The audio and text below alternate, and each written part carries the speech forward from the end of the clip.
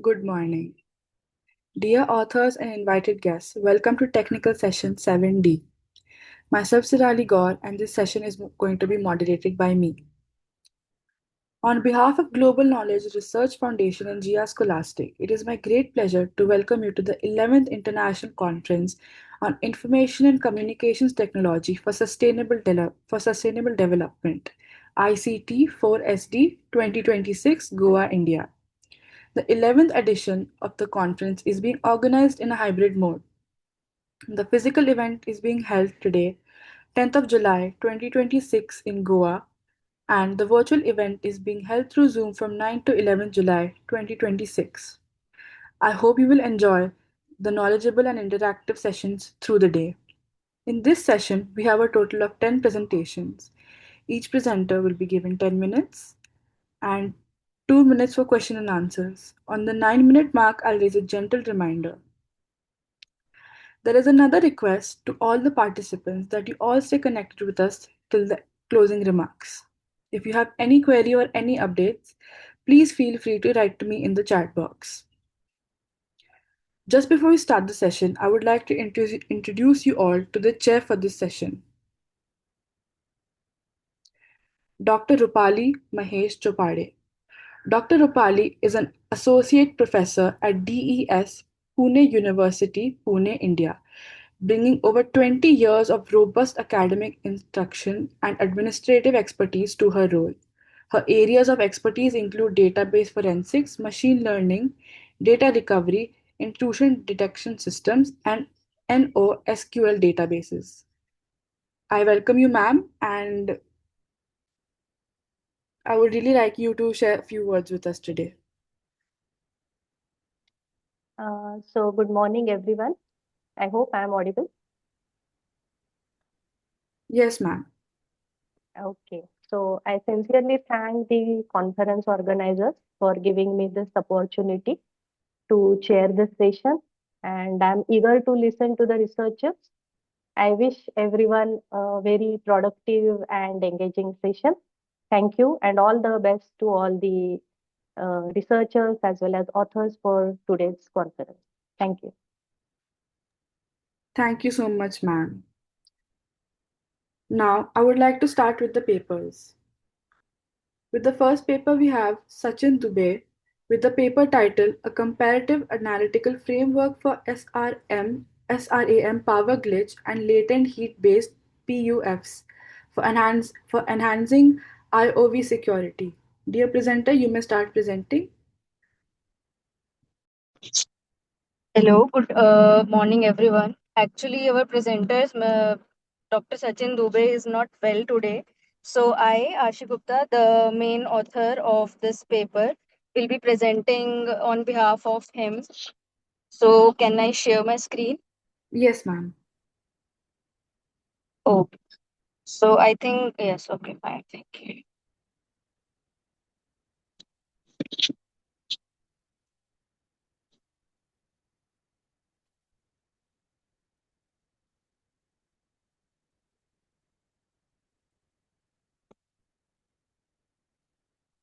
Just a second.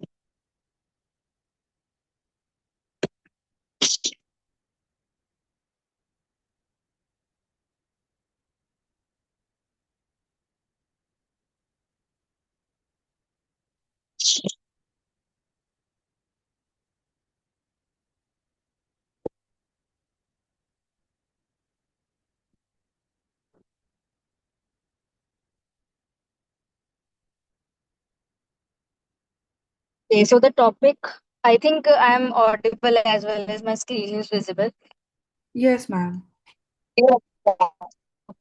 So our topic is a comparative analytical framework for SRAM power glitch and latent heat-based puffs for enhancing IOV security. So I am from UPS Dehradun, India, and my co-authors are Piyush Bagla, Deepa Rani, Sachin Dubey, KP Sharma sir from NIT Jalandhar, and Amita Raghu from Mutoj University, Dubai, UAE. So let me first start with the introduction of what led this research work. So basically, my PhD and my work is in Internet of Vehicles. I work in hardware security enhancement of the authentication in Internet of Vehicles. So what happens in basically Internet of Vehicles specifically that uh, there is a resource uh, Hello, ma'am. Sorry to interrupt, but your voice is breaking.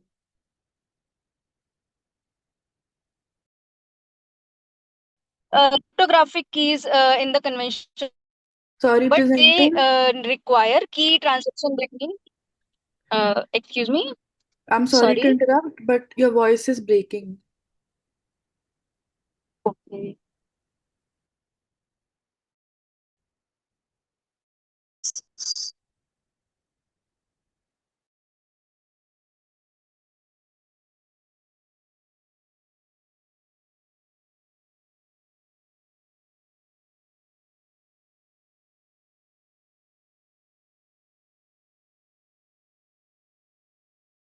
I hope I am audible now. I've changed the network.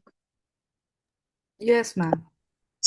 So what we do is we use cryptographic keys as an in conventional security, but there are many attacks related sites and attacks, hardware threats, and the ECU, as I told you, is very resource constrained. So what solution is we enable function. The core idea is what we do Hello, is ma'am. we use a Me. challenge. Yes, ma'am. Still, your voice is breaking.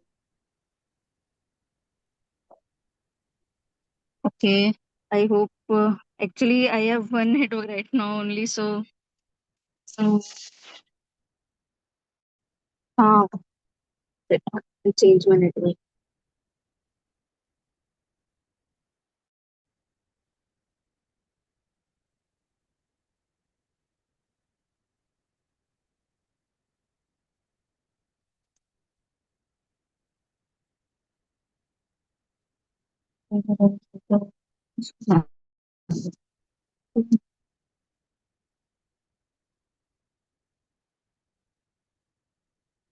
I hope this works this time.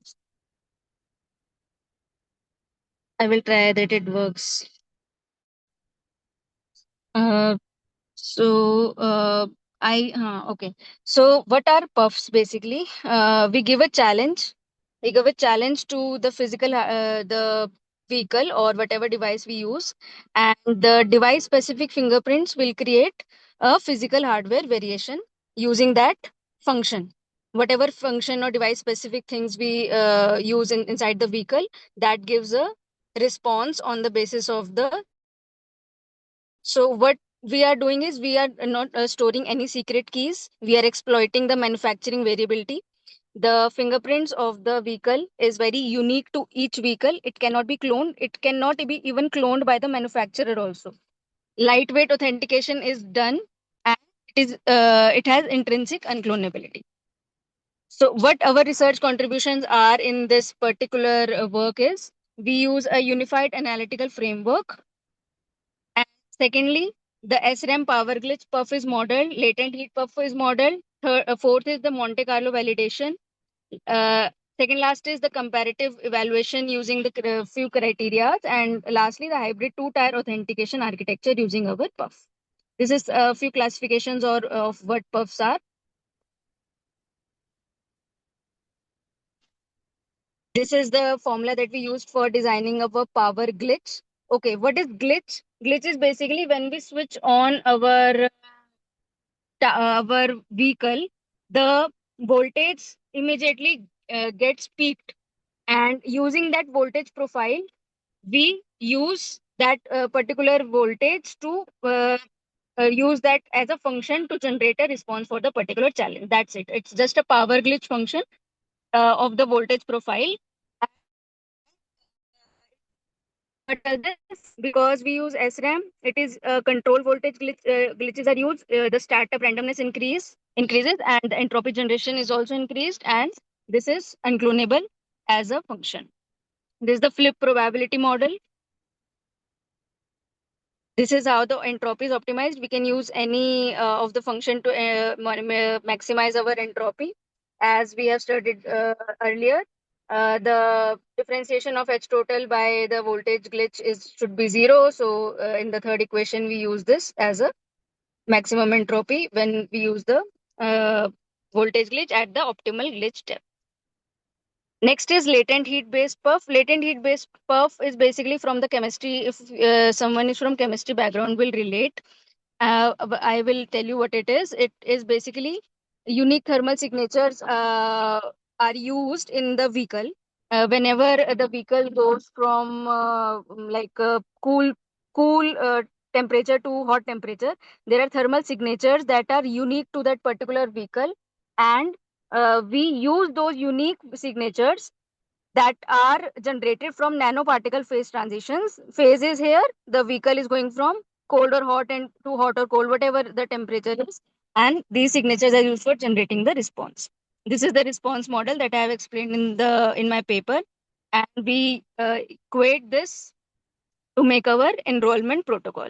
So enrollment means we enroll our vehicle to the network. Firstly, that is enrolled in our network, and then the challenge is sent from the server to the vehicle. It uses SRAM or the latent heat based proof to generate the response, and if it is accepted, then only it comes in the network. This is the algorithm. So this is what I told: receive challenge, activate heterogenization, read thermopiles, generate binary response, and lastly, compute timing distance, accept or reject the decision. There's authentication protocol. These are the simulation parameters we took for the simulation. VDD, time for the glitch, mu. This is basically the graph that we generated from across total entropy in bits and glitch depth in volts. These are the simulation results. The H total, basically the entropy is 534 bits and optimal is 995 bits. So basically an entropy efficiency increased. There is a comparative evaluation of SRAM and latent heat. The reliability is also very good because it's very, very unique to the vehicle. This is the power consumption comparison. Power is also taken very less because we use the same thing, the thermal signature that is happening inside the vehicle to train our puff. The same thing is told in this diagram. Tier 1, Tier 2, both types of puffs are explained. So basically, this is our conclusion. We developed a unified framework to enroll our vehicle in the network. We achieved 99.5% entropy efficiency, which is very good for a puff-based protocol. We conducted comprehensive comparative analysis, and it is very much suitable for the future IOV developments. Thank you so much. If you have any questions, I'm free to answer. Okay, you talked about entropy optimization. Yes, ma'am. So, which is the main parameter that contributes in optimizing this entropy? In our voltage doing thing, Sorry. we used voltage as the function of entropy. Yeah. Okay, in the architecture, session keys are shown. So, Yes, ma'am. exactly Yes, how yes, these yes. keys are calculated? Actually, these keys come when the response is generated from the vehicle and it goes to the server.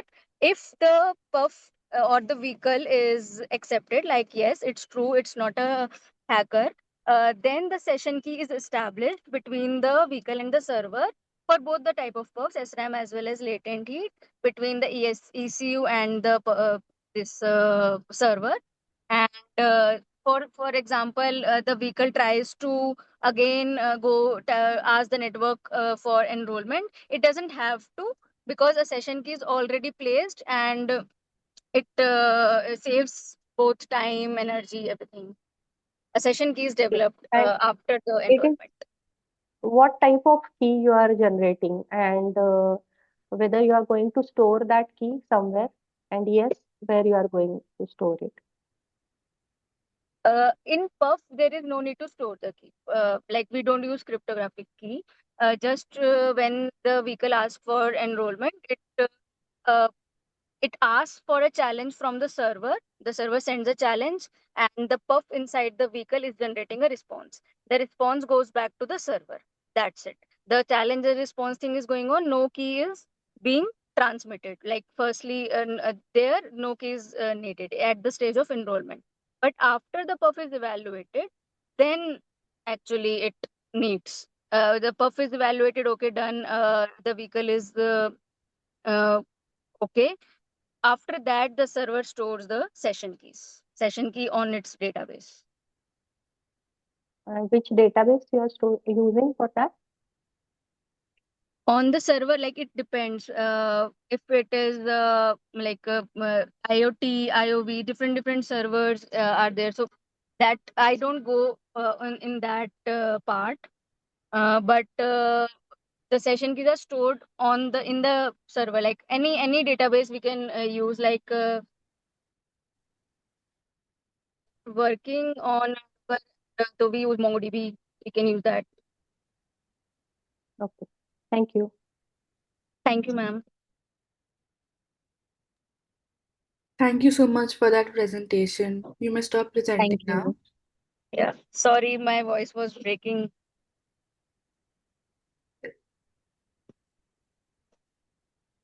Thank you so much. Thank you.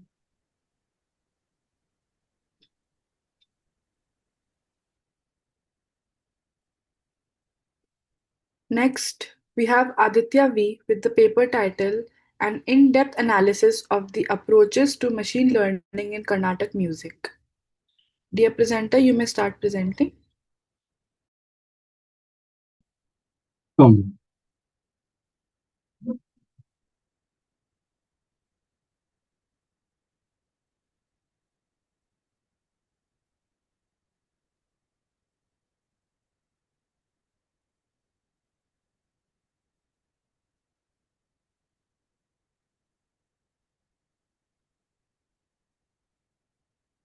uh, Ma'am, my PPT is visible now? Yes, sir. Okay. Yeah. Good morning, everyone. I'm Aditya, Assistant Professor from School of CSA, Reva University. It's my pleasure to present my research work title, An in-depth analysis of the approaches to machine learning in Carnatic music. So here comes why this survey. Uh, Before discussing the survey is all about why this research is very important. Over the past decades, I hope you are able to see on the screen, like Carnatic music recordings have been digitally preserved, data sets for computational analysis. At the same time, artificial intelligence, machine learning, deep learning has come up with the various new possibilities for automatic raga recognition and the music information retrieval. Current research is all about scattered across different data sets, feature extraction techniques, and machine learning algorithms. Overall, my survey is all about to make sure systematically review the approaches, compare their strengths, identify research gaps, provide future research directions. Here in this image, I hope you are able to see growing digital archives, AI to the machine learning, increasing research, need for comprehensive survey. Carnatic music is all about raga, talas, gamakas. So audio signals, feature extraction, machine learning, and finally with the raga classification. Next goes with why Carnatic music using machine learning. Since it has various challenges, melody centrics, and contains expressive ornamentations like gamakas, pitch variations, artist specific improvisation. And another major challenge was availability of limited data sets. There was very annotated data sets. As a result, designing robust machine learning models for Carnatic remains an active area of research. Evolution of machine learning. Currently, machine learning provides have this algorithm support vector machines, random forest. Using these algorithms, I try to do my survey. And over the period of time, deep learning approaches such as CNN has come up with spectral representation from spectrograms. LSTM networks further improved performance by modeling temporal dependencies. Studies also shows that the CNN and LSTM architectures are beginning to explore explainable AI to better understand model decision instead of treating it as a main black box. Survey methodology, the next slide. Selected studies were analyzed based on data sets, feature extraction techniques, algorithm performance, and identified only limitations. I observed that most computational pipelines follow a common workflow. So since audio recordings are first pre-processed, followed to the feature extraction using techniques such as MFCC, spectrogram generation. These features then provided to machine learning or to the deep learning models for automated raga classification. Field has evolved from from machine learning to deep learning. Further, it has to be for explainable AI. Here is my comparative analysis. SVM, extremely computational efficient, performs well with highly focused data set. At the same time, inherent limitations, continuous temporal audio shifts. Random forest was incredibly robust baseline, unable to automatically extract features from non-tabular spectrogram metrics. CNN, as you know that, automatically extracting complex spatial features, high scalable data sets. LSTM at learning microtonal time series dependencies, and CNN LSTM combination, spectral and sequential temporal patterns uniformly, and at the same time its limitations is complicated hyperparameters, localized to gradient and vanishing. So when it comes to my experimental validation, since it was my survey work, included preliminary experimental study using MFCC features and support vector machine classifier. My model achieved that accuracy of 78.5%. Model also demonstrated that competitive precisions, recall, F1 score values. Results indicates that even traditional machine learning methods remain effective baselines for automatic Carnatic raga classification, while motivating the exploration of more advanced deep learning models. The gaps and feature directions, shortage of publicly available annotated datasets for Carnatic music, it was challenging. Second, it was ornamentation such as gamakas remains a challenging problem. Third, deep learning models lack explainability, making their predictions difficult to interpret. Improving model generalization across different artists, recordings, environment, and musical styles remains a challenge in this domain. Future research will be focusing on explainable AI, transformer-based architectures, and proper benchmark dataset will be designed, and hybrid deep learning framework so that performance will be improved and at the same time interpretability can be achieved. So overall, when it comes to the conclusion, demonstrates machine learning has significantly contributed to computational analysis of Carnatic music. Traditional machine learning provides reliable baseline performance. Deep learning offers capability in complex musical representation. Advanced challenges related to data sets and robust modeling will remain open research problems. I hope this survey serves as a valuable reference for research working in the intelligent music domain, especially in the Carnatic music. So thank you for your time and kind attention. Thank you so much, sir. Do we have any questions? Yes.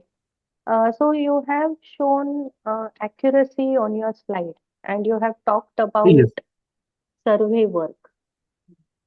yes, ma'am. So can you please justify this? Actually, I'm not able to relate. Okay. Ma'am, actually, since it was my survey, support vector machine classifier acts as a baseline algorithm. So I also mentioned that deep learning will give more accuracy, but it was my survey since it's aligned with the basic work. So I just used the Yes. support vector machine classifier.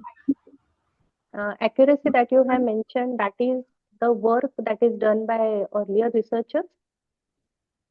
Ma'am, earlier research, no, our model which it has been done. Okay, fine. Oh, And do you think that can AI accurately identify ragas from audio recording? Ma'am, can you please repeat? Do you think that AI can accurately identify ragas from audio recording? That's an interesting question, ma'am. That's my future work actually. Yes, exactly. AI will be predict and explainable AI will generate. Will try to classify that. Yes, this is exact particular ragas, ma'am. Deep learning gives a clarity, like yes, this is the value being achieved, and explainable AI it tells that why it has taken and why this particular results been achieved, and AI will be able to generate yes, this is the raga. Okay. One last question. Actually, Yeah. it is not directly related to your topic, but just that came to my mind. Like Okay. whether AI-based system can be useful in teaching this kinetic music. Ma'am, as everywhere, AI is, they say that AI is mandatory, and at the same time, human interaction is also required for this domain. At the same time, AI also supports it, corrects if a candidate is making a mistake while learning the music, and gives clarity where exactly it has to be improved or what exactly it is missing. Okay. Thank you. Thank you so much, ma'am. Thank you so much. Thank you, ma'am. Next, we have Sridhar Ji with the paper title Beyond Reactive Triage, an autonomous purple team framework for dynamic threat emulation and telemetry validation. Dear presenter, you may start presenting.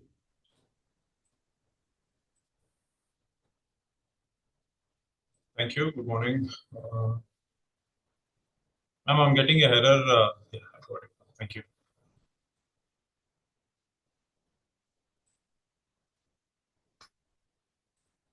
Good morning. Thanks for this opportunity. My name is Sridhar, and I'm a research scholar at Reva University. And my guide is Mr. J.V. Sigma, Dr. Rashmi. She is the co-guide. And the topic I'm working on my PhD is how do we kind of identify the cyber attacks, what's happening in the industry real time, as well as with more detection capabilities. Because today the threat detection is very, very signature oriented, or it's very, very rule based. So that's the topic I've taken. As part of that, one of the paper I've written is how do we kind of build a purple teaming framework for a dynamic threat evaluation and also validating the telemetry of it. Is my screen visible, ma'am? Can I get a confirmation on my screen and my voice is clear? Yes, sir. Your screen and voice both are clear. Oh, thank you.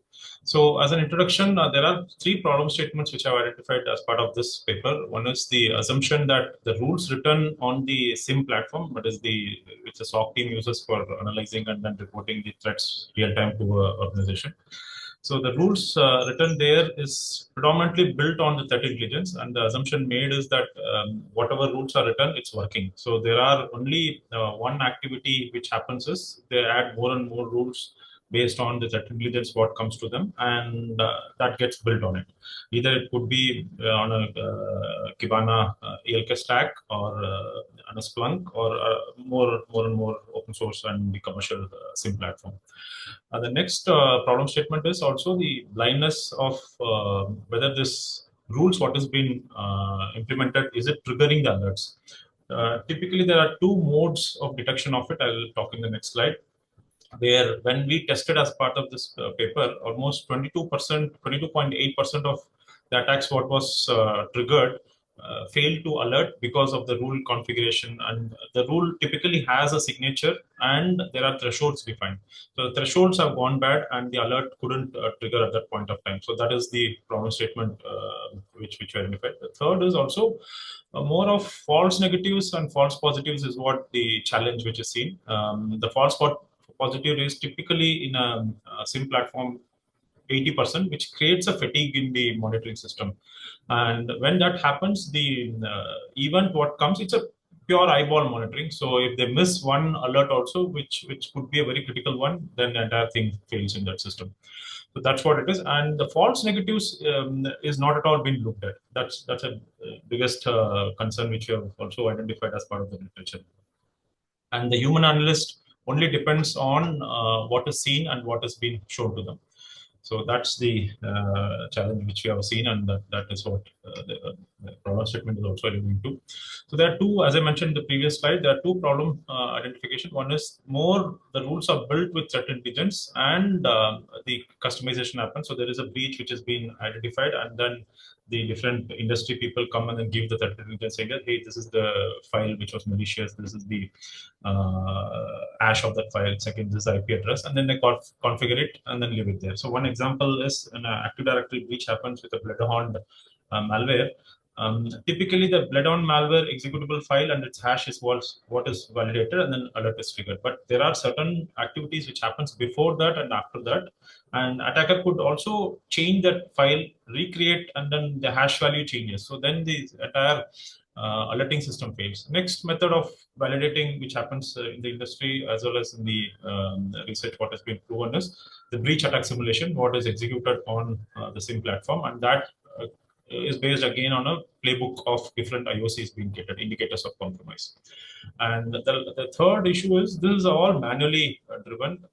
A human takes that IOCs and then reviews it and then creates the rule in the SIM. So that is the gap which we have identified.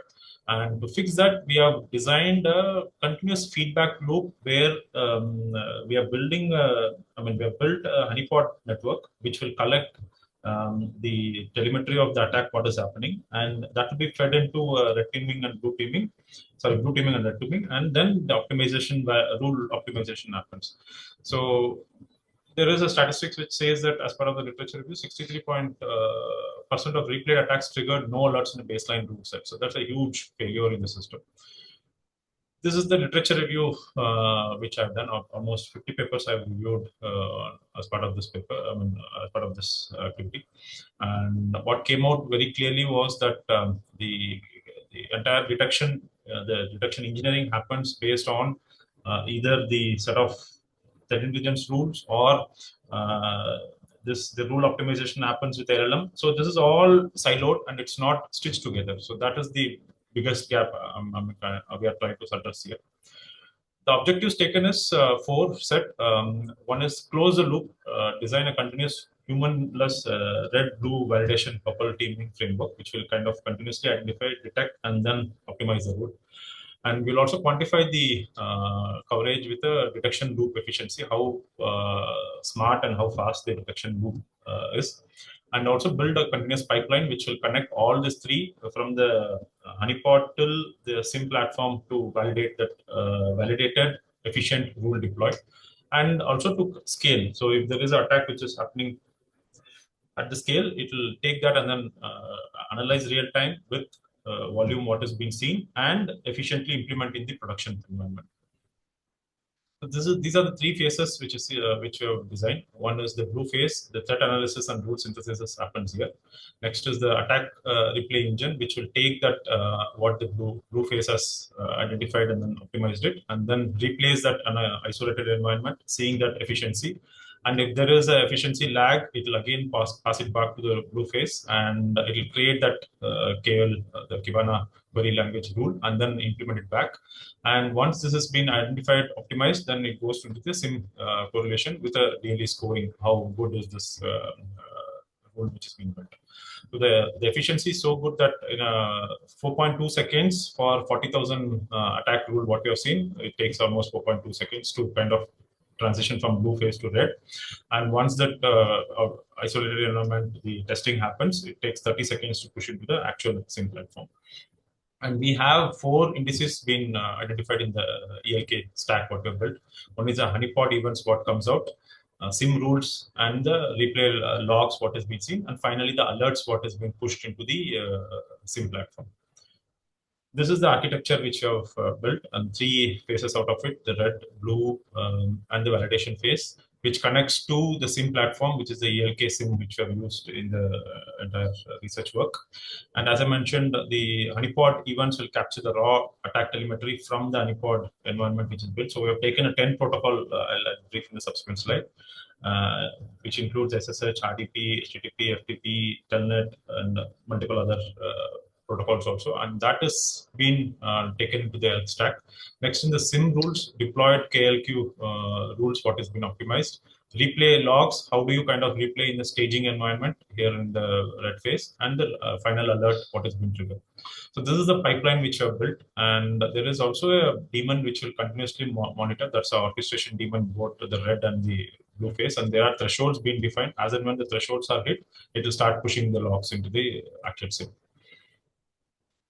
So this is the implementation details. Like as I mentioned, 10 protocol we have built in the GCP environment, and these are the 10 we use Kauri for Telnet, Samba, and to kind of simulate if there is a WannaCry ransom attack, and RDP, MSSQL honeypot, SMTP honeypot, and also API-based honeypot, and Jupyter, the notepad notebook, which is used for development if they are attacked. So what this collects the command, the protocol, what actually they're trying to do, and then kind of pushes back into the ELK stack what we've built. So sorry. And the pipeline is such that the file beat agents collects it, and then Logstash normalizes, and then the IP address is mapped into the location, and then the Elasticsearch, which is pushed into it.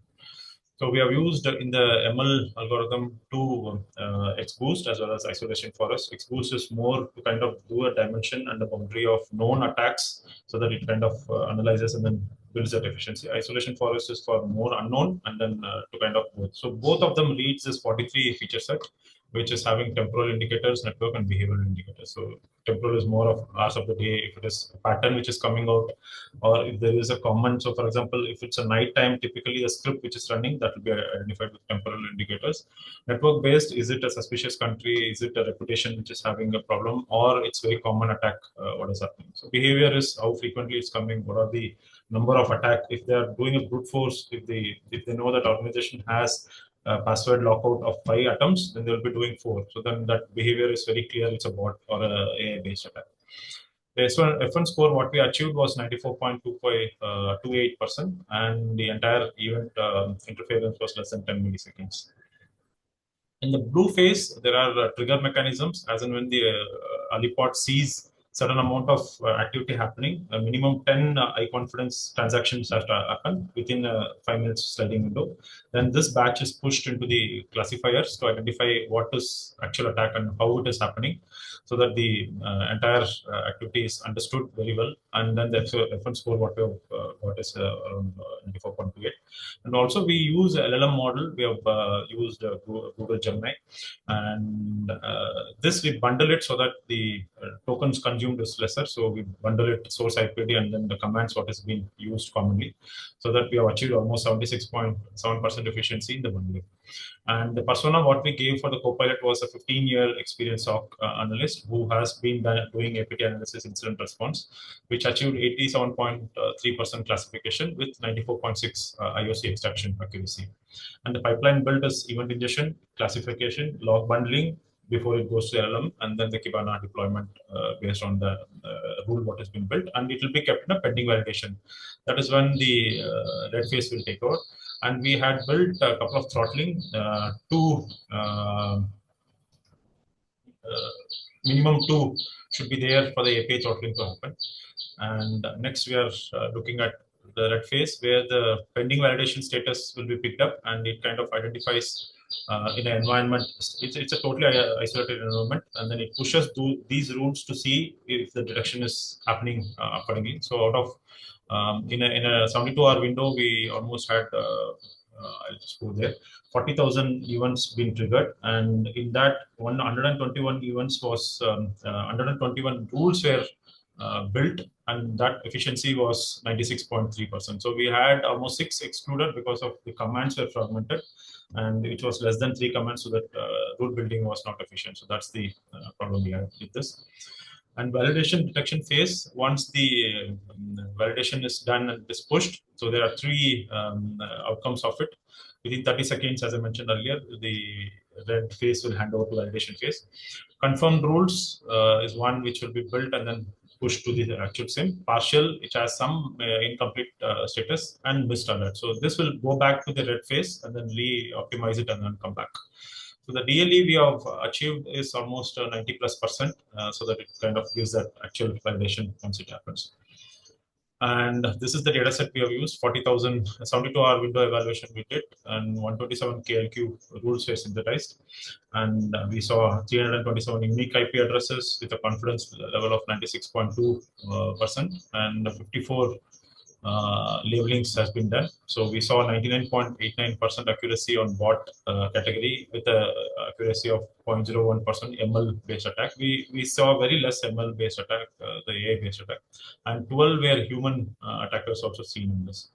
And topmost attacks which were seen as SSH brute force, web API scanning, and recon attacks on the SQL ports, and Jupyter also was commonly seen.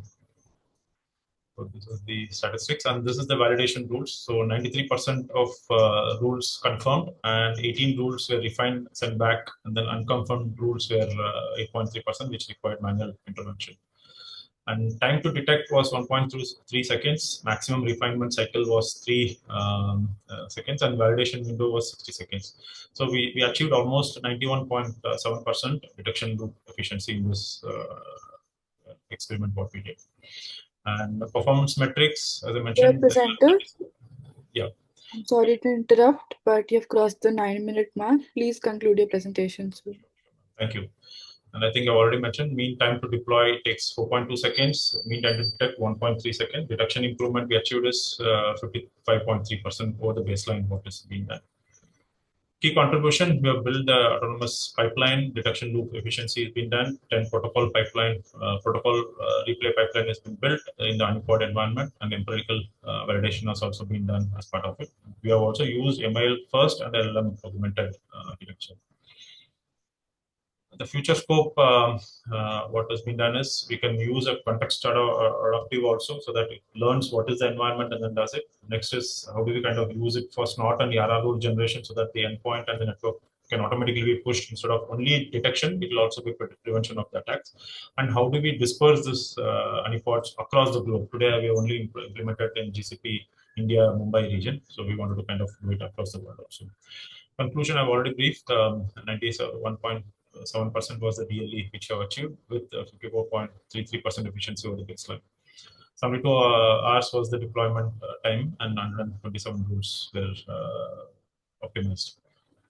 These were the references which was key for the literature review, what I've documented in the slides. And thank you. Thank you so much. Do we have any questions? Sir, so where is human review most valuable in the loop? Actually, you have shown for 10 rules, that is 8.3%. That Yes. is the only where the human review is most essential. Yes, madam. So 8.3% rules were not able to kind of, the system was not able to detect it. So that required some amount of human involvement. Not for other rules, right? Yes, madam. Okay. And do AI generated KQL rules match this human written rules in precision and recall?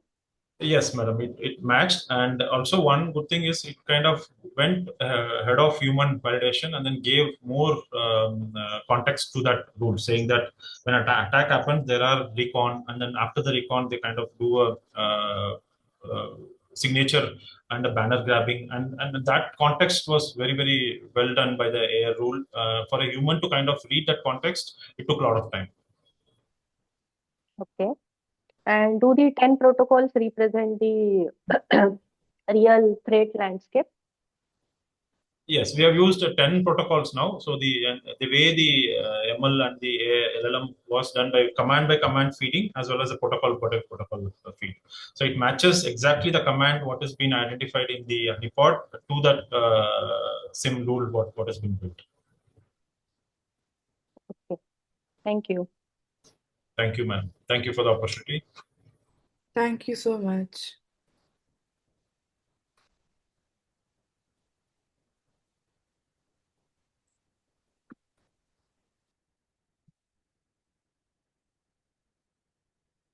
Next, we have Anjali Babasaheb Darandale with the paper title Design Implementation of Smart Cert, a secure academic certification verification system using blockchain technology. Dear presenter, you may start presenting.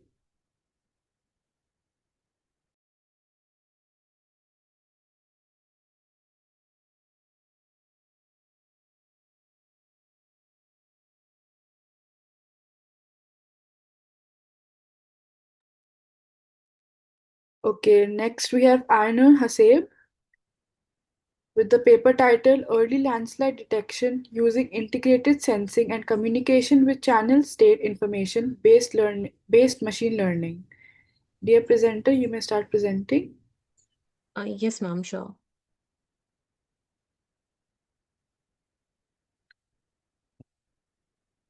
Just a minute.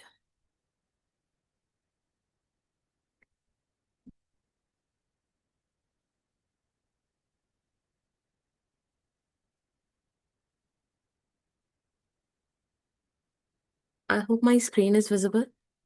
Yes, it's visible. Okay, is my audio clear? Yes. Okay, thank you so much.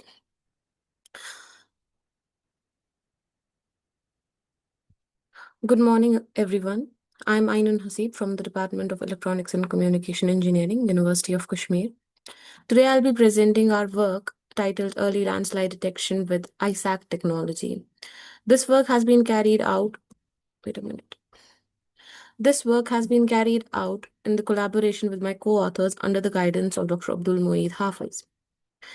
This presentation is organized as follows. First, I will introduce the problem, followed by a brief literature survey, our proposed solution, system design, implementation, experimental results, and finally the conclusion.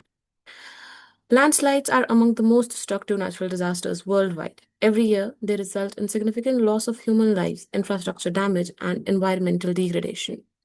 One of the biggest challenges is that landslides often occur suddenly, especially in remote and mountainous regions where continuous monitoring is difficult. Therefore, an effective early warning system is extremely important because even a few minutes of advance warning can help save lives and reduce the damage. Recent developments in wireless sensing, communication technologies, and machine learning have opened new possibilities for building intelligent monitoring systems. Our system explores one such approach using integrated sensing and communication, which is the ISAC technology. So, ISAC is a combination of integrated sensing, communication, and computer vision that combines radar, GPS, and satellite observations. Although these approaches have shown promising results, but they often suffer from limitations such as high deployment costs, maintenance requirements, limited coverage, communication delays, and dependence on dedicated sensing infrastructure. Recent research suggests that wireless communication signals themselves can also be used for environmental sensing. This observation motivated our proposed approach. The main problem is that the conventional monitoring systems are often difficult to deploy in remote and hilly terrains. They may consume significant power, require expensive infrastructure, or fail to provide continuous real-time monitoring. Therefore, there is a need for a solution that is low cost, energy efficient, non invasive, scalable, and capable of detecting landslides autonomously. Now, our proposed solution is that we propose a landslide detection model based on integrated signal sensing and communication. And this technology is very recent and still being explored. Instead of installing specialized sensing equipments, our approach utilizes existing Wi Fi signals. So, changes in the surrounding environment affect the wireless signal propagation. We already know that. By continuously analyzing these signal variations, we can identify abnormal patterns that may indicate soil movement or slope instability. So we are just doing actually a pattern recognition task here. This makes this solution scalable, real time, and cost effective because the same communication infrastructure is also used for the sensing. Now, I'll just take a minute to introduce the technology here. ISAC stands for Integrated Signal Sensing and Communication, and it's also known as Joint Communication and Sensing. Traditionally, communication networks are designed only to transmit the information. ISAC extends the capability by allowing the same network to sense its surrounding environment. Using high frequency signal, wide bandwidth, and multiple antennas, ISAC enables functions such as object detection, localization, motion recognition, environmental monitoring. In simple words, the communication network itself becomes a sensor. This concept makes ISAC highly suitable for future based researches and applications. Now, here we are using since we are using the Wi-Fi signals and we are just taking the information of the channel, and the core of our system is channel state information, which in short is called as CSI. CSI describes how Wi-Fi signal propagates from transmitter to the receiver. This contains the information about signal strength, fading, phase, multipath effects, interference, RSSI values, and in fact even the IP addresses of the systems. Whenever the environment changes, such as if there is any movement of the nearby object, the wireless channel also changes, and we can see the CSI data information is also changing whenever there is any motion or any movement in the environment. Therefore, CSI serves as a rich source of information for environmental sensing without requiring a dedicated physical sensor. After that, after collecting CSI data, we extracted meaningful features that can distinguish normal environmental conditions from abnormal ones. These feature capture variations across different Wi-Fi subcarriers and signal amplitudes. The extracted features are then used as inputs to our machine learning models for classification. So this is our mechanical design. This figure illustrates the physical implementation of our prototype. The system consists of ESP32 based Wi-Fi modules placed in the monitoring areas. These modules continuously exchange wireless packets and collect CSI measurements. Since only Wi-Fi signals are used, the system remains completely non-invasive and can be deployed with minimal infrastructure. This is the system block diagram. The overall workflow begins the overall workflow begins with the transmitting ESP32, which sends Wi-Fi packets. So this is actually the block diagram we used to collect our data set. Since there was no data set originally available on the internet, we had to create the data set from the scratch. So we used the ESP32 as a transmitter, which sends the Wi-Fi packets, and another ESP32, which acted as a receiver. It just captured the corresponding CSI data packets. This data is forwarded to the processing unit where the processing steps such as noise filtration, normalization, and feature extractions were performed. Finally, the processed data is fed into machine learning classifier that determines whether the observed signal corresponds to normal conditions or potential landslides. So this system block diagram, we actually took the data set in two conditions. In one condition, it was just the normal temperature, normal pressure, no landslide condition. And under those conditions, the CSI matrix had a particular value. And then we induced some distortions, some human induced distortion, which might resemble the pattern of the during a landslide. And under those circumstances, we created another data set. So we created two data sets, one where in normal conditions using the same system block diagram, and another with abnormal conditions. So this was done so that we could train our machine learning models. Moving ahead, just a minute. Okay. Now, as already said, we collected the CSI information from ESP32 models, and which was received by the next ESP32 on the receiving end. Then the data was pre-processed and used fed into our machine learning model. Just okay, this is how our data set looked. We had the CSI data, the station MAC address, RSSI information. All this information was captured by the CSI. All this information. It is just, and of course, there were some noise points, so we had to pre-process the data. We had to normalize some of the values, and this is just a heat map implementation. This is the software design. On our software side, CSI data collected from the ESP32 modules undergo pre-processing to remove noise and improve consistency. We evaluated several machine learning algorithms, including k-nearest neighbors, support vector machine, random forest, and the neural networks. The performance was compared using the classification accuracy.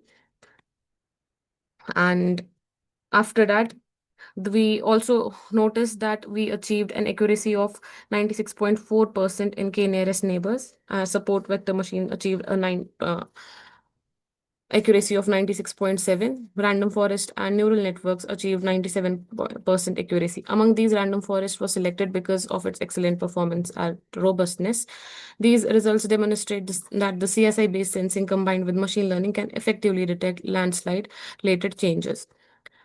Now, this is some of the references that we used while doing our studies, and that's it. Do you have any questions?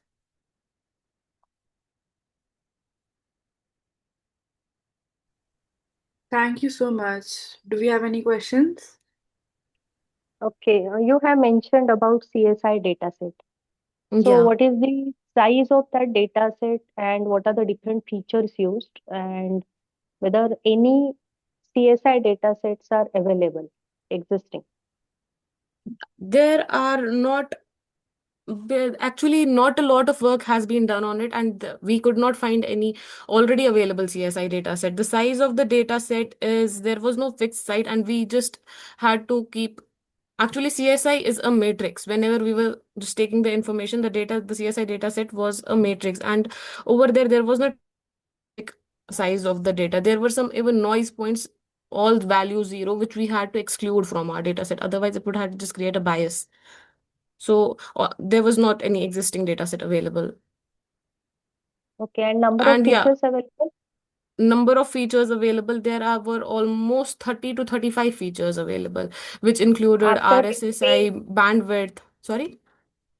after removing the features which contains noise and that, or you're talking We about actually total? worked on we actually worked on five values. RSI, I'll just show you. Wait a minute. We actually worked on these values: bandwidth, signal noise, and receiver noise, transmitting noise, noise floor, antenna size. We just considered these values, but our major deciding factor was RSSI. Okay. And in Mm, literature review, you have mentioned that existing research has number of limitations. So yes. with your research work, what what are the different limitations that you are trying to overcome? One of the major was that there are actually two major things that we wanted to overcome. First is that all of the majority of the things are very costly. Which whenever we are detecting the landslides, the infrastructure is very costly. But here we are using ESP32, which is very, very cost effective. And another major important thing was that most of the techniques that were used to detect landslide detection are invasive. That means they employ, we have to just affect the environment, we have to embed the sensors in the ground. But this technique does not involve any, it's non invasive in nature. So it was just countering both. It is cost effective and is non invasive. Thank you. Thank you so much. Thank you so much for that presentation. Uh,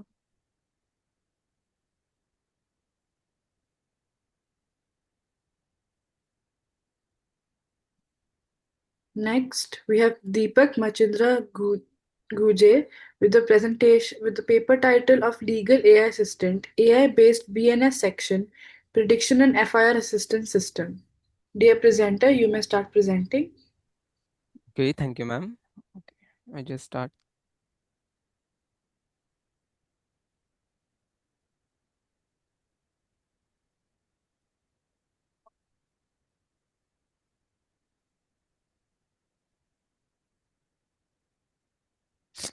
Is it visible? Yes, sir. Okay. So, good morning to everyone. I'm Deepak Ghuke from D.Y. Patil College of Engineering, Akurdi, Pune. Today, I'm presenting a research paper titled AI Legal AI Assistant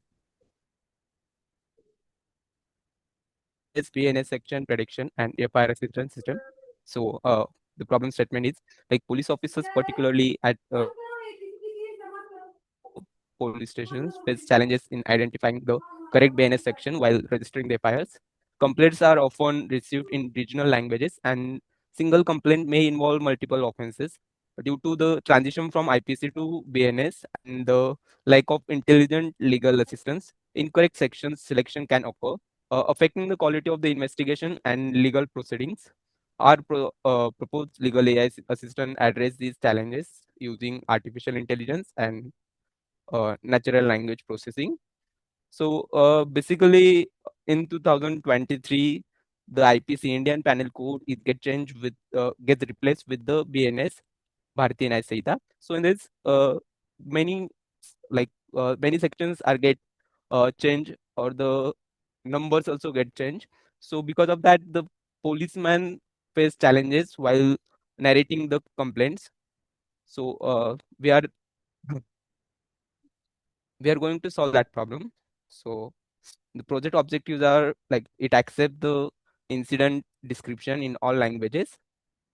It written correctly matches 2023 BNS sections and the corresponding full verified legal text, and no hallucination is allowed. So, and it delivers at least 95% match rate, and for all primary crime types. Uh, it will work on either desktop or mobile web browser at police station. Still be free and always available while providing the elegant offline. Sorry, replacement. Will provide the explanation for why each section is applied. It also gives the severity of the crime. So the tools and techniques. So for front end, we are use React and Tailwind CSS. Back for the like techniques like natural language processing and library like SPACY, which is a natural language NLP library, and we also provide a speech to text feature. So the methodology basically it's complaint entering. So user can enter the complaint, user or the policeman, through text or the voice also. So we are use speech to text here. After that, the text processing, NLP extract the key information and understand the complaint context. Crime segmentation, the system identifies and separate the single or the multiple offenses. Classification and mapping, AI classifies the offenses and map them to the appropriate BNS section. Output generation, relevant BNS sections are displayed with offense detailed. FIR support, the system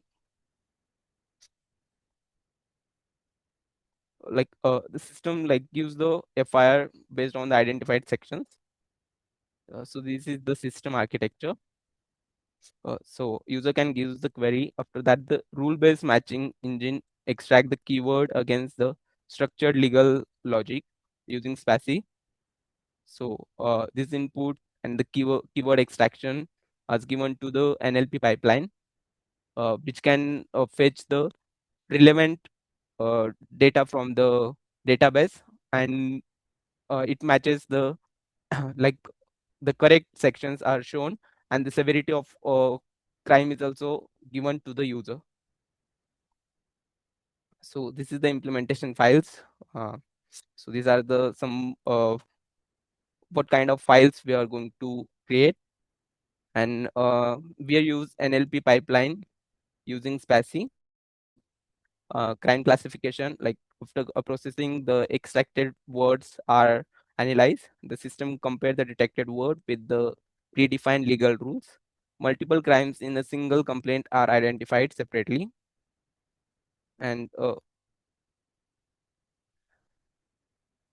and it gives the zero hallucination because we are using NLP, and as we know the BNS sections are the like particular, they are the fixed set of sections are there.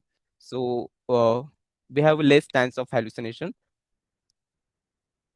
uh, this slide is get this like sorry. So this is the basically what kind of results are we are going to give, like input for the input what AI understand, and the severity like sections, and after that we have severity also, but the image is not clear here, sorry for that.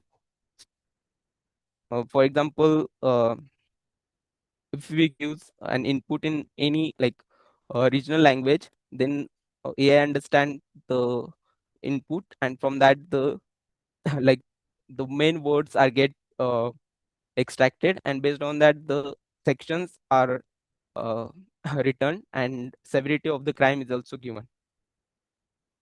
So thank you. If you have any question, you can.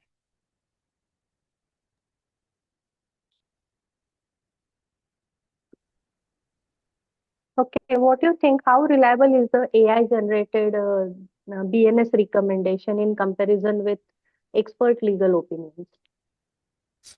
Sorry ma'am, can you please repeat question? How you can say that the AI generated BNS recommendation is better, or we can say reliable, and in comparison with expert legal opinions? Because ma'am, first of all, like IPC is from uh, like it's from many years, and policemen have a like they have complete practice on that IPC, so they can easily predict the what IPC sections is applicable. So, but the now IPCs get replaced with the BNS, and BNS. So, like policemen have to get familiar with that. So it get like confusing and uh, what we say the more challenging. So because of that, we are giving this system, and it have a more accuracy because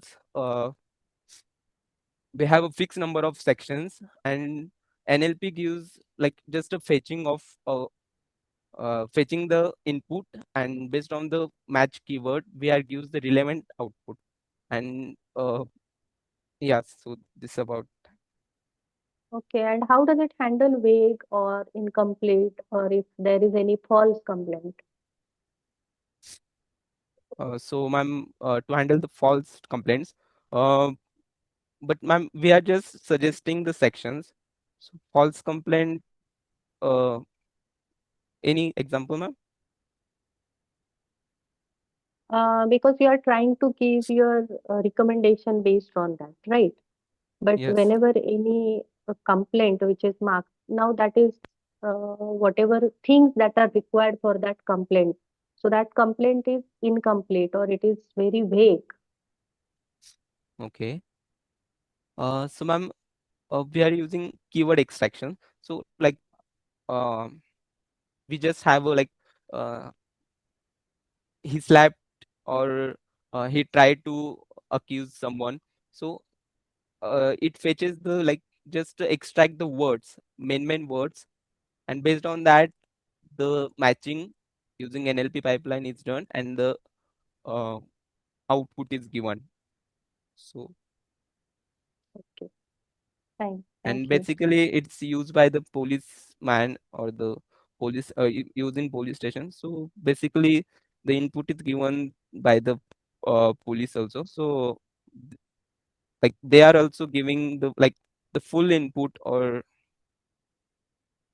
complete description of the case. Okay, got it. Thank you. Thank you, ma'am. Thank you so much.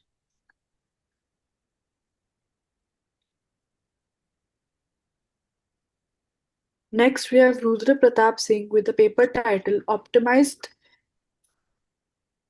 Electric Footsteps Energy Harvesting Using FSR Pressure Mapping and 3S2P Array Configuration with Scotty Rectification. Dear presenter, you may start presenting. So good morning, ma'am. Do let me. Okay, ma'am. Just a second. I'll put it in presentation mode. So yeah, good morning, everyone. I'm Rudra Pratap Singh, and along with my co-author Sujal Sukheja, I am presenting our work titled "Optimized Piezoelectric Footstep Energy Harvesting Using FSR Sensor and 3S2P Array Configuration with Schottky Rectification." So this research was carried out under the guidance of Dr. Anil Hiwale and Dr. Deepa Nath at the Department of Electrical and Electronics Engineering at Dr. Vishwanath Karad, MIT World Peace University, Pune. So this presentation covers the motivation behind our work, the identified research gap, our methodology, experimental setup, key results, discussion, and finally the conclusion and the future scope. So wearable electronics such as health monitoring system, smart insole, and wireless tracking devices are becoming increasingly common. However, they mostly depends on the conventional lithium-ion batteries, which require periodic charging and replacement. And we thought human walking is an abundant and renewable source of mechanical energy.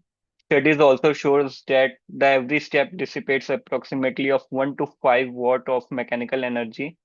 Even harvesting a small fraction of this energy is sufficient to power a low power wearable device such as BLE and motion sensors. Among various harvesting techniques, piezoelectric materials are attractive because they directly convert mechanical stress into electrical energy. Therefore, our work focuses on improving the efficiency of piezoelectric energy harvesting inside a wearable smart insole. Motivation. So, although several piezoelectric insoles have been proposed, most studies places the piezoelectric disc based on an anatomical assumptions such as heel or ball of the foot. However, the actual pressure distribution varies significantly among individuals. Our key idea was to first measure the plantar pressure using a low-cost force-sensitive resistor or FSR, identify the region experiencing maximum pressure, and then placing the piezoelectric disc only in those locations. So this data-driven approach minimizes energy loss and improves overall energy harvesting system. So this is the prior related work. So previous studies have investigated piezoelectric harvesting, FSR-based pressure mapping, and various storage circuit independently, but they haven't combined it all. So what we have done, we have combined FSR guided pressure mapping and optimized 3S2P, 3S2P is 3 series, 3 in series, 2 in parallel piezoelectric array, and Schottky rectification with supercapacitor storage into one complete and experimentally validated system. This forms the primary novelty of our research. So the main objective of this work is to develop a pressure guided methodology for designing an efficient variable piezoelectric energy harvesting system. To achieve this, we measured plantar pressure, ranked high pressure zone, designed an optimized 3S2P piezoelectric array, integrated an efficient rectification and storage circuit, and experimentally validated the complete system. And our entire design have this pipeline. The first is pressure sensing, zone ranking, then PZT array placement, then rectification storage, and finally the experimental validation. So first, plantar pressure was measured using an FSR. FSR is force sensitive resistor connected to an ESP32 microcontroller. Pressure was recorded at four anatomical region: heel, heel, metatarsal, midfoot, and toe for three different body weight category. Second, these measurements were converted into pressure heat map. You can see this is the heat map we have generated. The heel consistently shows the highest pressure, while the midfoot exhibits the lowest pressure. That's why we have excluded that. Third, based on the analysis, we have kept six piezoelectric discs only at heel, metatarsal, and toe region in three series two parallel combination. This arrangement provides an excellent balance between voltage and current while reducing the mechanical stress experienced by individual discs. Finally, the AC output generated by the piezoelectric array was converted into usable DC powers using a full bridge Schottky rectification. A filter capacitor and a supercapacitor were then used to smooth and store the harvested energy before charging a lithium battery or storing the energy into a battery. And finally, our experiment has two setups. The first involved real footstep testing using participants from three body weight category, walking at approximately 1 steps per second. The second experimental setup used a function generator to simulate piezoelectric output under controlled laboratory condition. Measurements were recorded using an oscilloscope and digital multimeter. The optimized 3S2P array achieved its best performance for the participants weighing between 60 and 75 kg. We have three weight categories: less than 60 kg, 60 to 75 kg, and greater than 75 kg. So the participant with 60 to 75 kg has shown the most optimized power output. The maximum power generated was 16 milliwatts, representing approximately 4.35 times improvement over the output of a single piezoelectric disc. So this is the output when we have connected all the six discs in a 3S2P array.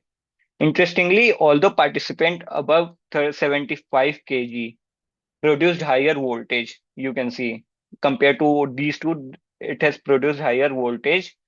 Still, the current is lower and the power is not that much. So our zone-wise analysis showed that the heel contributed the highest electrical output, while the metatarsal produced comparatively low power. So the short and the short key. So this is the voltage and uh, this is the voltage and power output by zone graph. You can see all the points placed in this graph. And finally, this is the uh, table which summarizes all the values. So the harvested energy was stored in a 0.47 farad supercapacitor, which charged for about approximately 2.5 volts in about 85 seconds of continuous walking, storing nearly 1.53 joules of energy.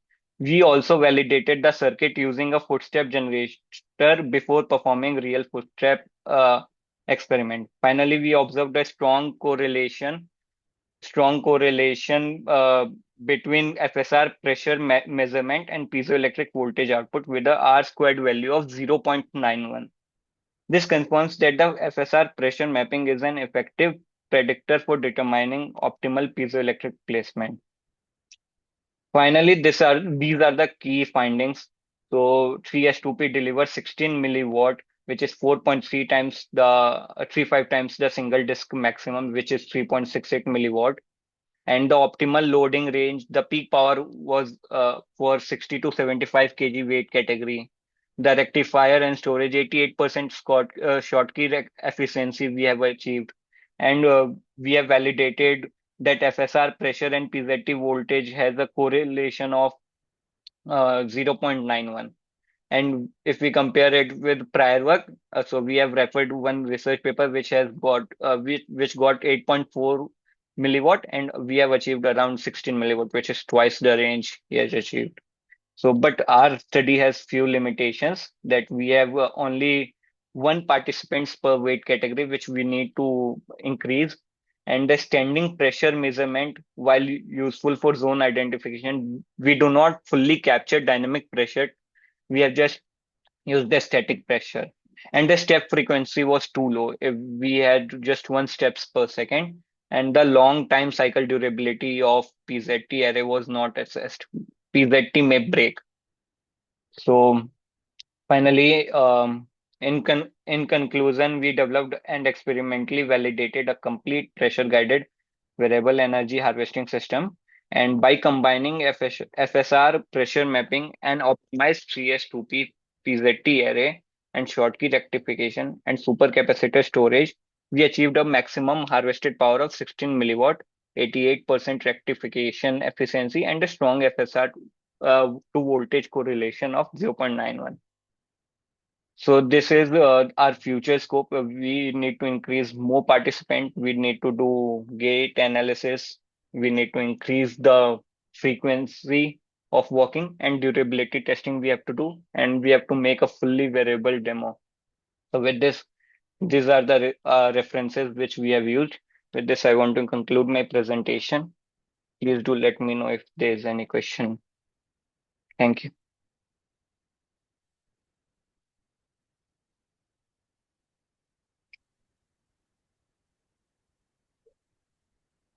Okay, you have talked about practical limitations. So I think you have talked about durability as well as long-term performance, right? Yes. So anything related to flexibility? So we have analyzed like there are two types of PZT available in the market, which we call it as COTS, commercially off the shelf. So there is PZT disk, which is not durable, but that is cost effective. And then we have PVDF, which is flexible, but that is not cost effective. So we are looking for something that can combine both the feature, and we can use that to generate the power. Okay. One more question. What is the impact of this Schottky diodes which you have used in the overall Okay. harvested energy? Sure. So we are generating a very minimum voltage, and normal diode have dropout voltage of 0.7 volt. So like if we are generating 0.5 volt, we cannot drop off 0.7 volt, right? So we have used Schottky diode, which has a minimum dropout voltage compared to the normal diodes. So dropout rate, that is the one Yes. of the major, you can say, things which you have Hmm. considered. Okay, thank you. Thank you. Thank you, ma'am. Thank you for that presentation. Next, we have Akshat Gupta with the paper title Software Defined Spectral Sensing for Precision Read Detection, a Dual Encoder Fusion Framework via RGB to Hyperspectral Reconstruction. Dear presenter, you may start presenting.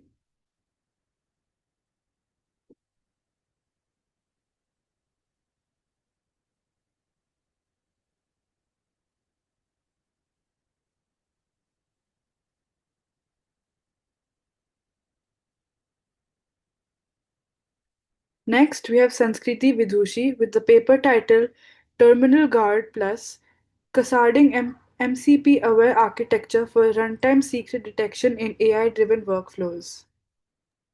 Hi, team. Just a moment.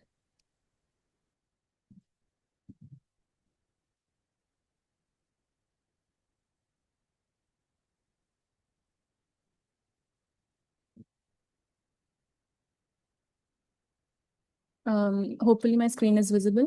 Yes. Okay.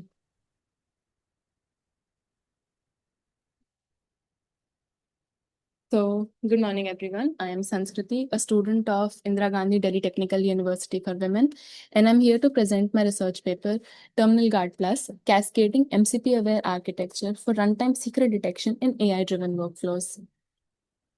So, the phrase with more power comes more responsibility is quite accurate to describe the usage of AI currently in our world in different domains, but especially software development. So, AI has become an integral part of development. Tools like Claude Desktop or ChatGPT or GitHub Copilot or Cursor are now being used widely to boost developer productivity by helping with tasks like coding or testing or debugging or even automating tasks directly from the terminal. So in 2024, Anthropic introduced MCP or Modeled Context Protocol, which gave these AI assistants even more power. So with MCP, these assistants can directly perform actions on a user's desktop, like reading files or sending emails or pushing code to GitHub or even running deployment scripts without any manual input from the user. So for example, you would tell ChatGPT or Claude that you want to deploy your last commit to production, and the AI would be able to handle all of the commands behind the scenes without any human input. But while this is making our lives easier, it is also opening us up to severe security risks because these AI agents can access local data like files or folders or emails, and sometimes they might accidentally expose sensitive information like passwords or API keys or tokens in the process. So, for example, I'm sure when coding, you would have asked ChatGPT a resolution to an error, and ChatGPT would have given you a simple command, and sometimes we don't know what that command means or what the purpose is, but we run it directly. So running it, but while a human does it, we can still research the command, what it means and whether it should be done or not. But when we give AI the power to autonomously execute such commands, AI can inadvertently leak secrets, like suppose the command it is running leaks our API keys or leaks any build information. So that is the kind of data leakage or tool poisoning that can happen silently when AI is executing commands. And even though MCP manages the communication between the AI and external tools, it does not have any built-in protection for real-time secret detection or data leakage prevention. And that is where our project Terminal Guard comes in. Terminal Guard acts like a real-time transparent middleware, basically like a gatekeeper between the AI assistant and the terminal commands. It intercepts every command, whether typed by a user or generated by AI, and scans it using ML plus static cascading architecture. And if it detects a secret, it immediately blocks the commands and alerts the user. But if the command is safe, it is allowed to pass normally. So Terminal Guard ends up preventing accidental leakage of sensitive data while maintaining enterprise level security and good password hygiene. So while researching different literature reviews, we identified several gaps with data leakage prevention and with MCPs as a whole, which we aim to cover up in our project. So first was a lack of real-time interception, because secret leakage is usually done at a post-commit level. So after you have written your code and you are committing the code to GitHub, only after the code is already on GitHub and it is already in a public space, GitHub later flags your code for any secrets and requests you to remove the secret in the code or remove the file itself. But that is something that is happening after the data has already leaked into a public space. So there is no pre-commit scanning. Another issue is that there is no MCP-based security solution, because MCPs are a very novel invention. They've only been invented a year and a half or 2 years ago, and there's not a lot of governance or security within MCPs right now, which is especially required in corporates where production and API keys are really expensive, and leakage of any secret would be quite deadly for the company. And there's also problems like secret leakage or prompt injection vulnerabilities that MCP can introduce. Another issue we saw was there was a lack of hybrid detection architectures, because normally the secret detection architectures usually just use a very lightweight ML model and they fall back on rejects. But there's not a lot of hybrid architectures that I could identify, especially for this use case.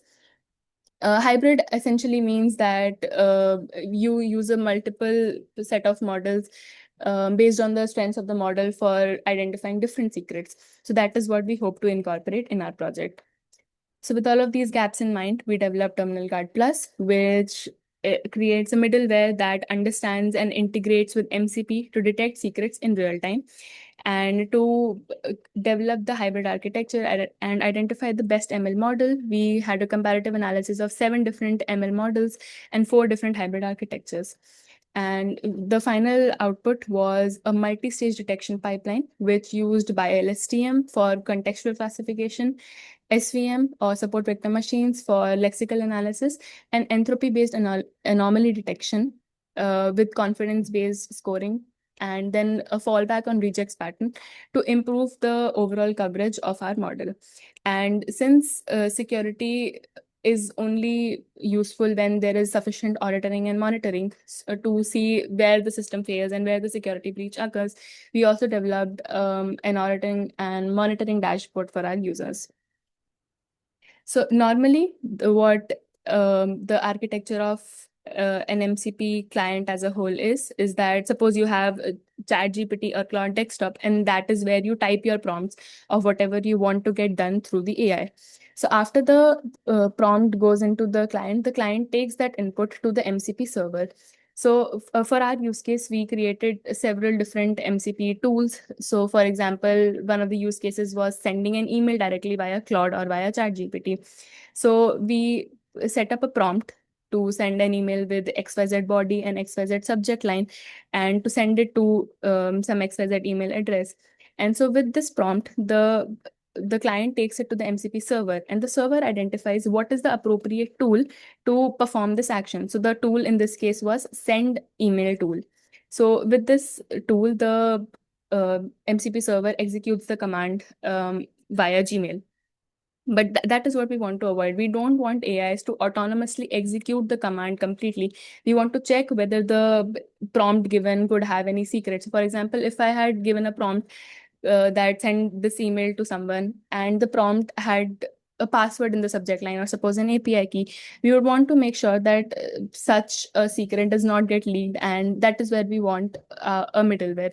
So we set up our terminal guard middleware between the command going to the MCP server. So before the command has at all leaked into a public space, our model can identify where the secret is and flag it appropriately. So for the case of comparative analysis, we saw different ML models that could be used for secret detection and identified which hybrid would work best or whether the models would work better singularly. And our ultimate summary was that the best working models were BioLSTM and SVM when they were used separately, because both of these models have different domains and they cover different kind of vulnerabilities.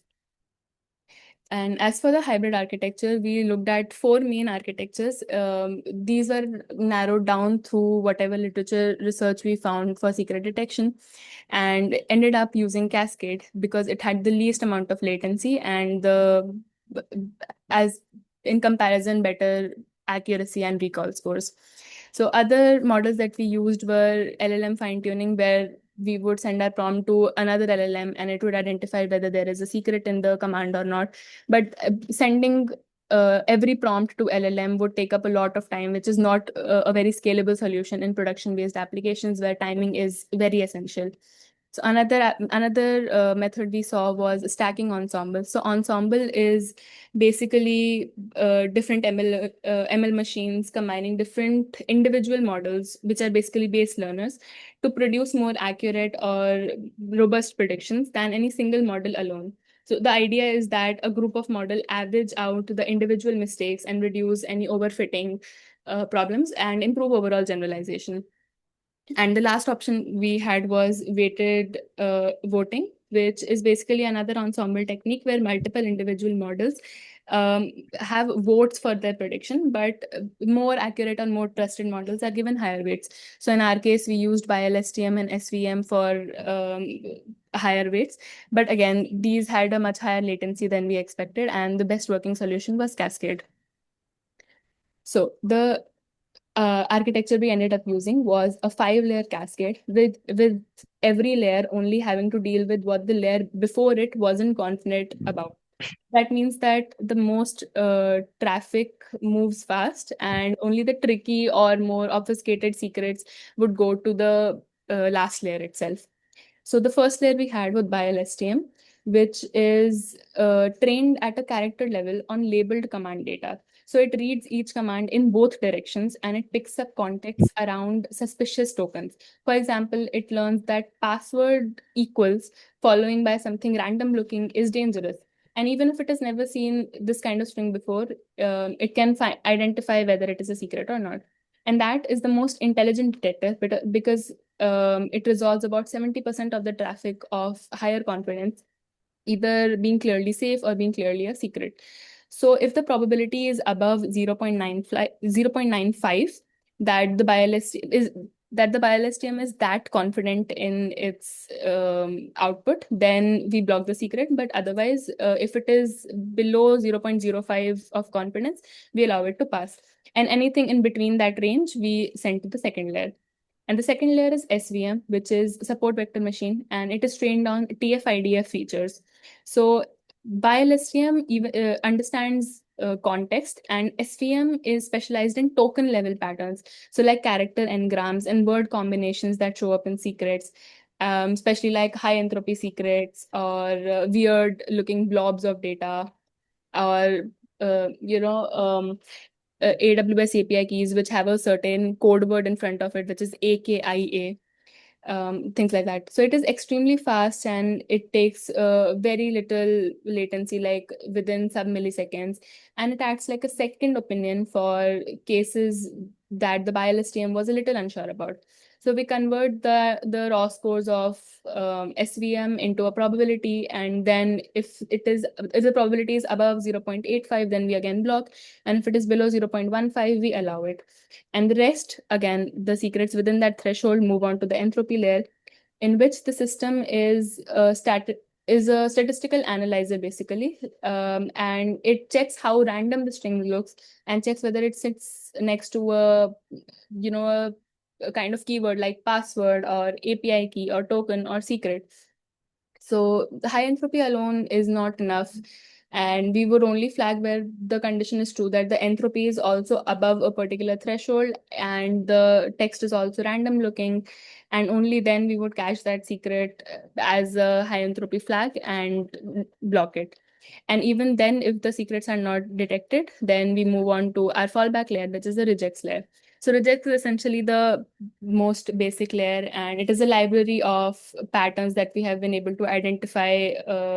Like AWS keys have a fixed pattern, GitHub tokens have a fixed pattern, and Java tokens have a fixed pattern. So all of these patterns are stored as a regex file. So regex is basically regular expressions So it is converting a string or a word into a fixed pattern.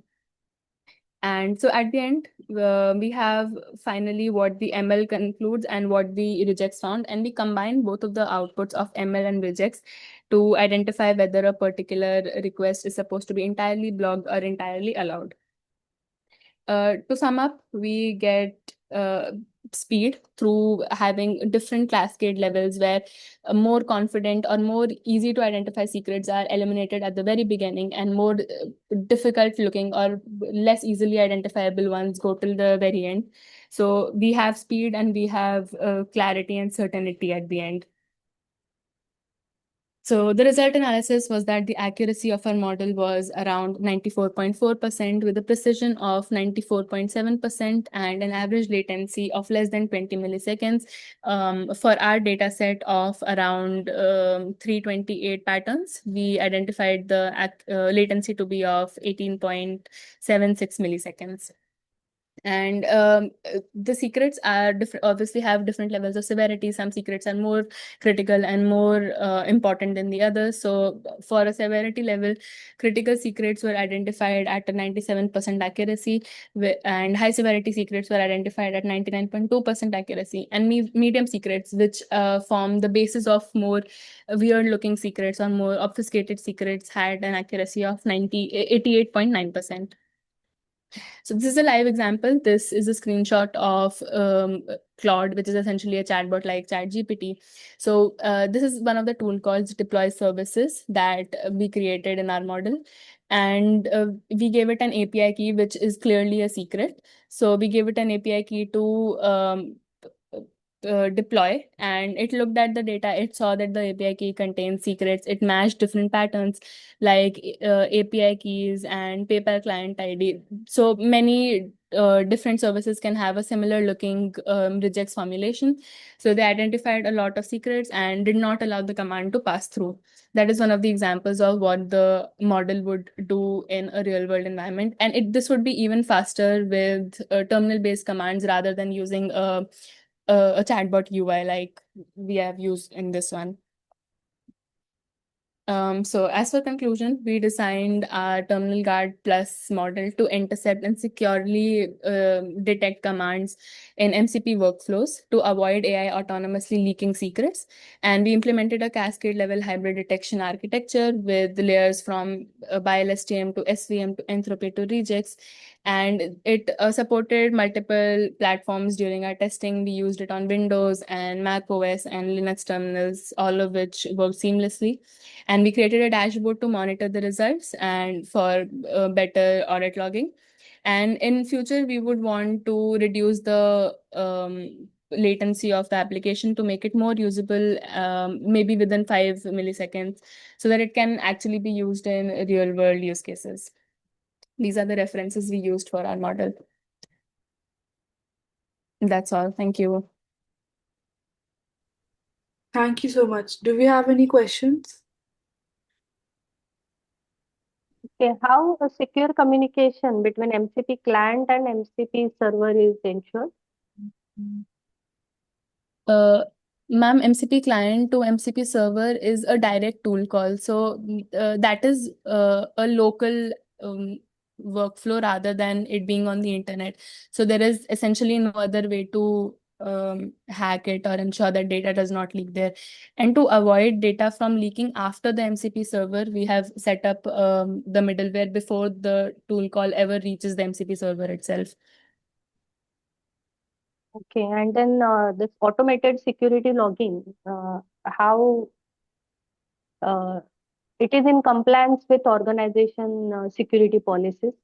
Yes, ma'am. So organizations usually have a data retention policy. So they aren't allowed to keep data for more than 30 days. That is like what I noticed in my previous internships. So every company has their own policy against how they are going to encrypt the data and how they're going to store it and how long after they're going to delete that data. So that is entirely depending on the company. Thank you. Thanks a lot. Thank you so much for that presentation. Next, we have Tejas Jolkar with the paper title of Text Summarization of Government Documents with Reinforcement Learning and Using Large Language Models. Dear presenter, you may start presenting. Hello, am I Yes. audible? Yes. Let me share my screen.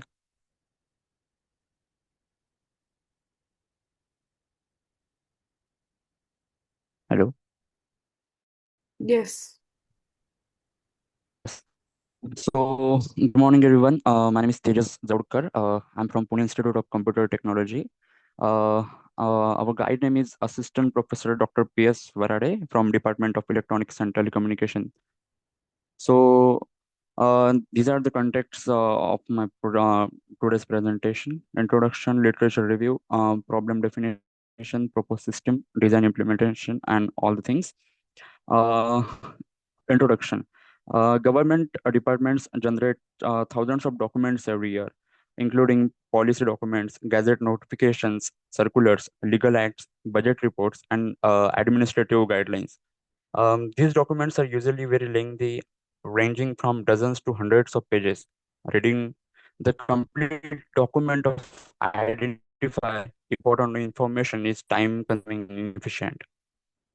Traditional summarization techniques often fail because they rely on selecting sentences based on word frequency instead of understanding the meaning of the text. Large language models have significantly improved text understanding by learning semantics relationship between words and sentences. Therefore, we combine LLM models with RL to improve summary quality while preserving factual information. Literature review. During our literature survey, we studied several approaches. The earliest approaches were statistically methods like TF-ID of text rank. These methods identify important sentences based on word frequency or graph ranking. Although computationally efficient, they cannot understand context or semantics. Models like BART, T5, Llama, Pegasus perform abstractive summarization by generating completely new sentences rather than copying existing ones. So more recently, LLM models such as uh, we have implemented in our project ROC score, semantic similarity, and readability, factual consistency. So more towards the problem definition. Uh, so as I told earlier that government documents are very complex and lengthy. So to solve this problem, we created this project. The major objectives of a project is automatically summarizes lengthy government PDF documents, generate abstractive summaries using Tylenama, improve summary quality through reinforcement learning, preserve factual information while reducing document length. Then we have design and implementation. As in the picture we can say, first we have a government document. So we used to provide government document.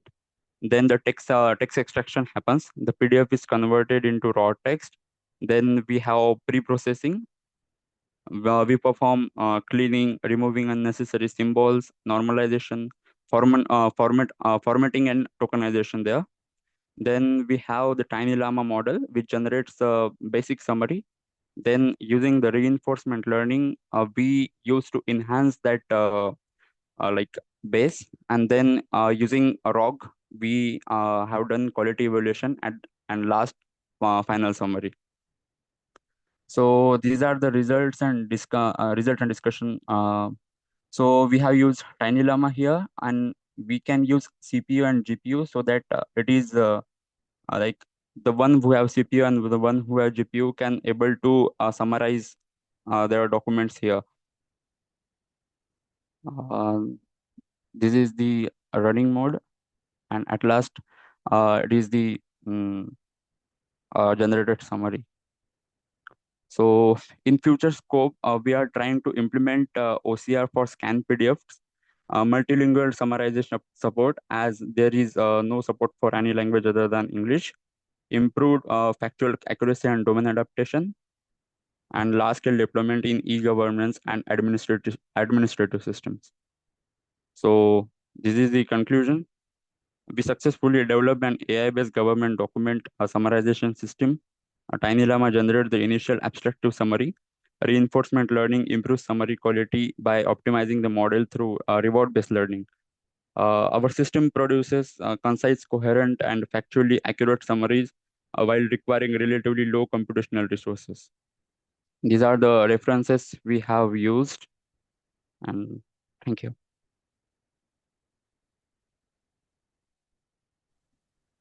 Thank you so much. Do we have any questions?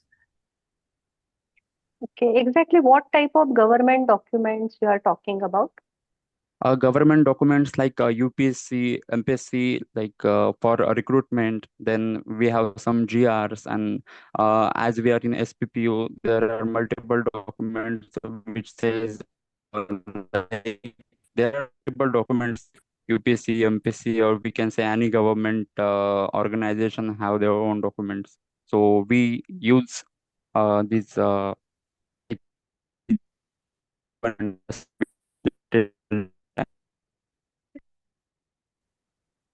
Okay, AI tools are already available.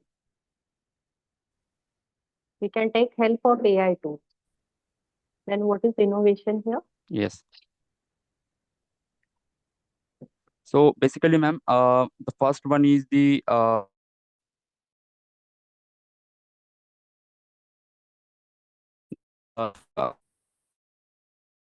if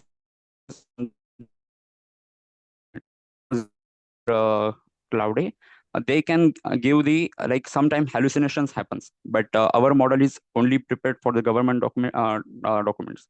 So hallucinations will be removed.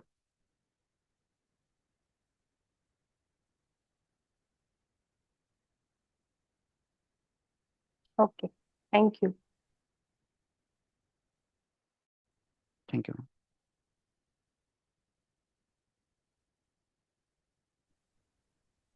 Okay, thank you so much.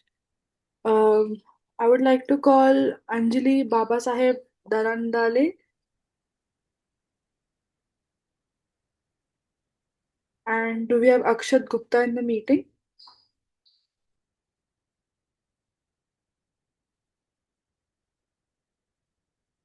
Okay, for our next presentation,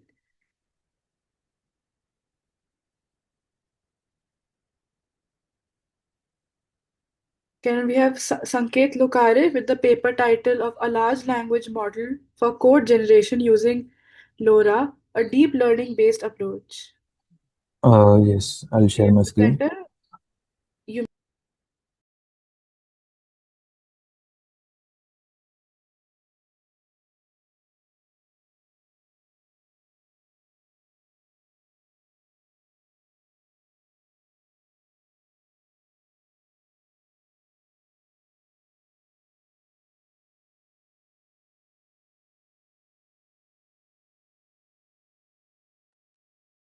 Is it visible?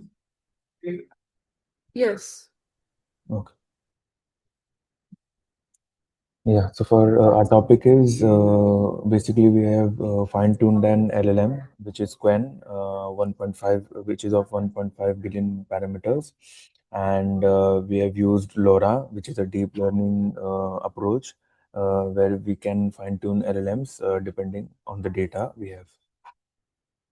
So the problem initially that LLM is a big machine, and we have to like they train everything, give all types of data to LLM.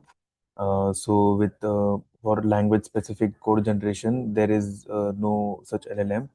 Um, with targeted solutions, and the output may and LLMs usually do get hallucinate a lot when we try to generate different types of codes. So and there would be syntax errors, and the cost of this, for example, the computing cost or the training cost of training all types of languages is too much for an LLM. So what we did is first we did data selection, and then we did AST, which is pre-processing specific type of data. For example, if the data had any uncertainty in the Python snippets and stuff, so we would remove it. Then we had parameter efficient fine tuning, where we used LoRa, and then the output was the Python code we desired. So the data we used here was two.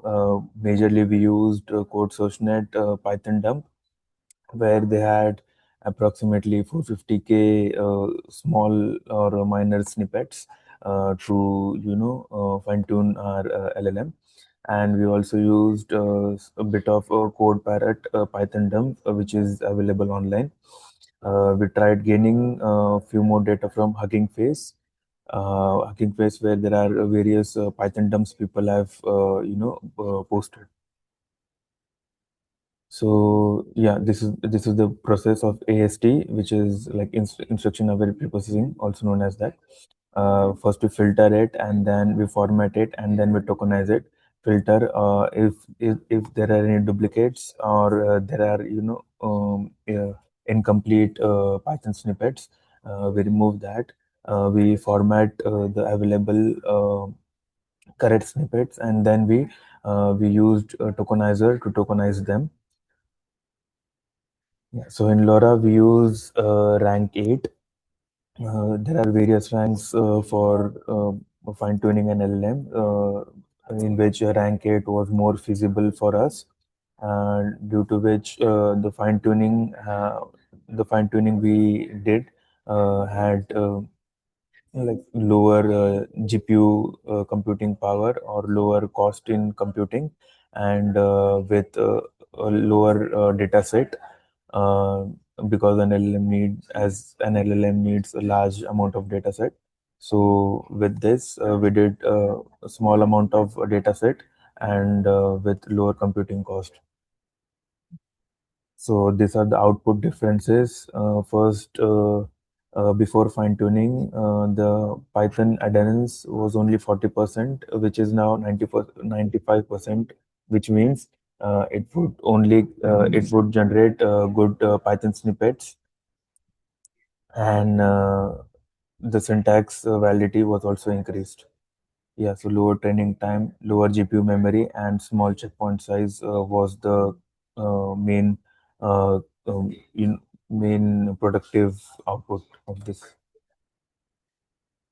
And as discussed, the rank of in using LoRa was 8, and quantization, which is 4-bit quantization, which we have done, which reduces the layer size in, like, for example, if it is 32, it would get to 16 to 4 as such.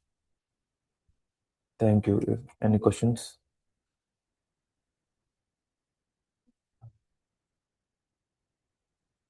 Hello. Thank you for Yes. that presentation. Okay. How does LoRa reduce the number of trainable parameters compared to full fine tuning? It was almost 1/4 of the actual parameters of the Quen. And how does the combine this LoRa plus Q-LoRa approach affects model accuracy and training time? For LoRa, there is difference between LoRa and Q-LoRa. So first of all, we only used LoRa, which kind of increased our computing time. So then we switched to Q-LoRa, which reduced it a bit. Okay. Thank you. Thank you. Thank you so much for that presentation. And I would sincerely like to thank all our authors and all our presenters for their like excellent presentations and contribution in this session. And thank you for being a part for this international conference. I hope this session was informative enough. We, on behalf of the whole team, thank you all for the support during this 11th version and all the previous 10 versions of the conference. We will be happy to have you in the 12th version in 2027.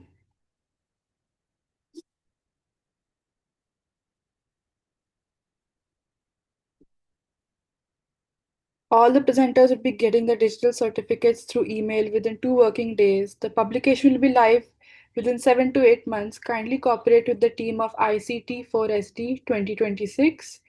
I would also like to thank our session chair, Dr. Professor Rupali, for chairing this session.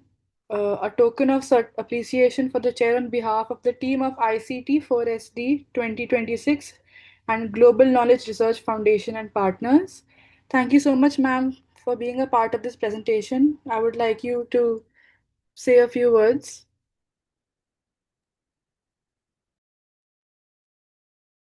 Thank you, ma'am. So first of all, I would like to appreciate the efforts put by all the authors, all the researchers for presenting their research work. Uh, so awesome work they have done. So all presentations were good. So conferences like this are the platform where we come to know about the advancements that are happening in the research different areas, as well as it is a platform where we can exchange our ideas. So once again, I appreciate the efforts for all the researchers. I would also like to thank organizing team of the conference as well as technical committee of this conference for making this session very uh, successful session, I can say. And I wish a wonderful day to everyone.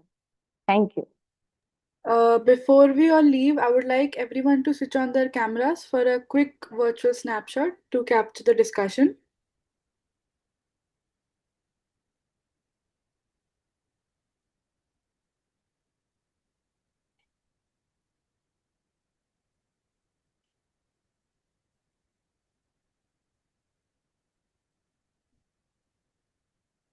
Thank you everyone for your valuable presence. Stay safe and take care. Thank you. Thank you. Thank you.